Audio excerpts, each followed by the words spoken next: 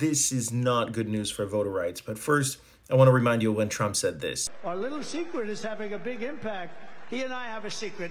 We'll tell you what it is when the race is over. And now for the bad news, because the Supreme Court continues to make itself heard, and not in good ways. The bench decided to side with Governor Youngkin after a lawsuit had ensued, following the decision by Governor Youngkin to remove 1,600 names from voter polls in the state on suspicion that they were not, in fact, American citizens. Now, the law allows what's called a voter roll purge, which is the removal of names from the list of people that are eligible to vote. But the problem is that this purging process specifically started on August 7, which is exactly 90 days before the general federal election. And that's where the lawsuit comes in, because federal law mandates a so-called quiet period, a period of 90 days before a federal election where no changes to voter rolls can be made. Why this quiet period? Because mistakes are made when voter rolls are purged, and the law wants to give an opportunity to somebody to have enough time to correct the mistake and be able to vote. Absent this quiet period, the government could exploit this process by removing people it doesn't want to vote without worrying whether it's legitimate, lawful, or not,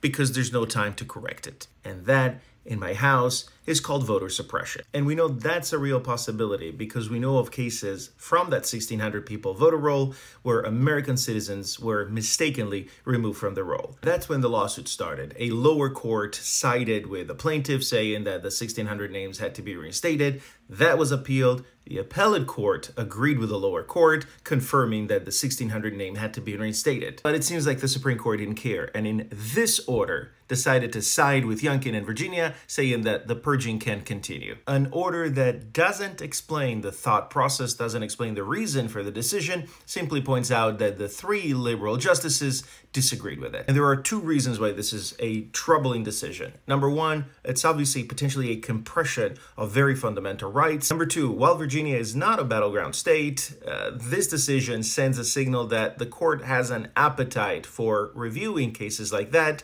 and it sends that signal to people that maybe are willing to drag the process just for the sake of that. And that could unravel the fabric of our electoral process. And all this puts an ominous spin, going back to the video I showed you at the beginning, because might it be that this is what Trump meant when he said, "Our little secret is having a big impact.